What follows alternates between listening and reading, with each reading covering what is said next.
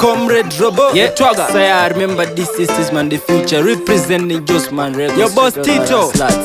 Eudam Darikwa Oscar Pamuka Munda kugeta kumaricho tiri pasororo tapedza zvidzidzo kutaimira mukana ndokuvhura ziso nenge ndine mbanje dzangu nabhingo vakasvika kule vari nechekure zvakanzi mpana unenge wakuita zvezvikure pandabvirira kukutsura sapindure vakasvika pakuchamuka haiwe zvikanzi pano pari kubvira ndiani ari kubhema mbanje kule hapana ari kubhema mbanje ndiye yu bhingo ari kuputa mbanje saka ukuti imbwa nderi kubhema mbanje kule sori nanga ndichitoti ndiri kutamba ndisingazive kuti ndatozorohwa nemhamba ingotara kuti gaga wagarisa usina kurohwa mambama sekuru mandipariti nyarara mupana ndokurova nempini tuleti zvangu ini apa tsoka ndini mira ipapo aiwa ndini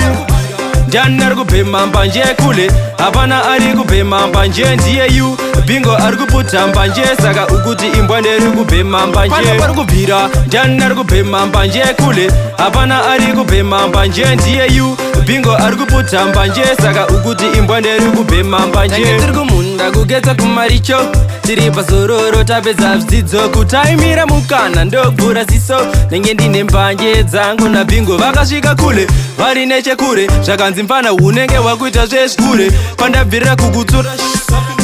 vakasvika pakuchamuka haiwe zvikanzi pano pari kubvira ndiani ari kubhema mbanje kule hapana ari kubhema mbanje ndiye yu bhingo ari kuputa mbanje saka ukuti imbwa nderi kubhema mbanje pano pari kubvira ndiani ari kubhema mbanje kule hapana ari kubhema mbanje ndiye yu bhingo ari kuputa mbanje saka ukuti imbwa nderi kubhema mbanje kule sori nanga ndichitoti ndiri kutamba ndisingazive kuti ndatozorohwa nemhamba